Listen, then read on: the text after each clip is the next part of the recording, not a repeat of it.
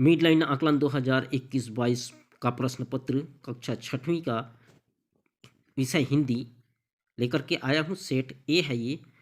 और क्या कुछ दिया है इस प्रश्न पत्र में, यदि वीडियो पसंद आता है तो लाइक कर दीजिएगा, और अभी तक आपने चैनल को सब्सक्राइब नहीं किए हैं तो सब्सक्राइब कर दीजिएगा, क्योंकि इसी तरह का आप लोगों के लिए मैं प्रश्न लेकर के आता रहता हूँ। तो चलिए देखते हैं सबसे पहला प्रश्न क्या है।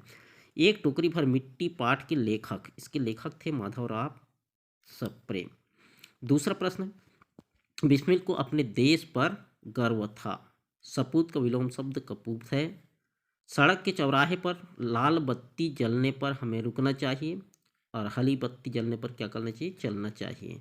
नीचे दिए गए शब्दों के अर्थ छत्तीसगढ़ी में लिखिए। भूमि को भुइयाँ कहते हैं, और जुगनू को जोगनी कहते हैं। शक्तिशाली का कमेंट करके आप बताना। समय और लहरों को एक समान क्यों कहा जाता है? समय और लहरों को एक समान कहा जाता है क्योंकि दोनों एक पल भी स्थिर नहीं रहते। ये तो गतिमान है। एक बार जो समय निकल गया वह पुनः नहीं आता है। उसी प्रकार समुद्र की लहरें भी एक बार आकर चली जाती है तो लहरें दोबारा नहीं आती है। इसलिए समय और लहरों को एक समान कहा गया है। दिव्यांग व्यक्ति सहानुभूति के नहीं, समान अवसर के पाने के हकदार होते हैं। ऐसा क्यों कहा गया?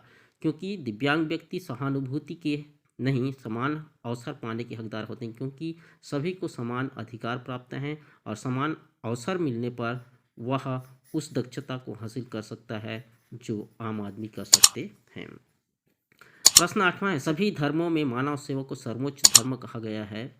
आपके विचार से मानव सेवा किसे कहेंगे? लिखिए। अपना अपना विचार व्यक्त करना है। कोई भी व्यक्ति चाहे वह किसी भी धर्म का हो, उसकी सेवा करना अर्थात ज़रूरतमंद लोगों की मदद करना मानव सेवा कहलाता है। किसी भी धर्म के प्रति घृणा व देश का भाव रखकर सभी धर्मों का आदर करना चाहिए।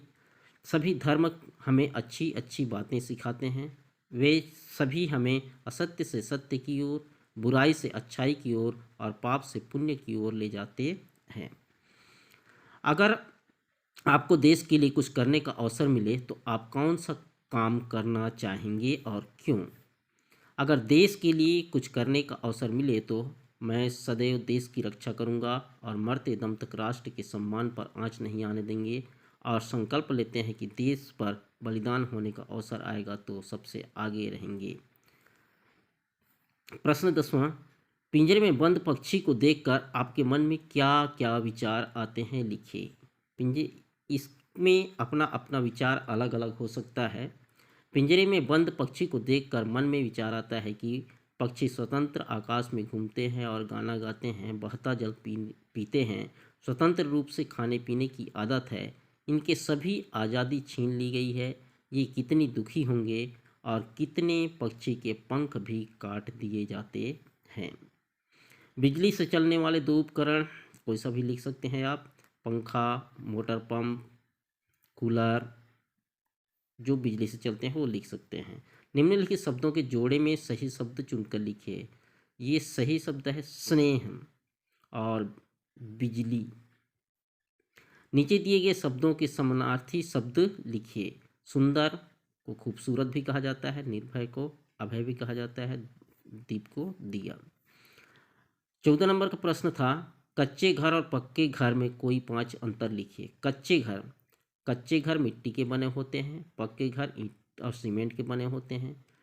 कच्चे घर खपरैल घास से ढका हुआ होता है, और पक्के घर छड़ सीमेंट की छत बना होता है। कच्चे घर में पानी टपकता है, लेकिन पक्के घर में पानी नहीं टपकता। कच्चे घर सुंदर कम दिखते हैं, पक्के घर सुंदर अधिक दिखते हैं।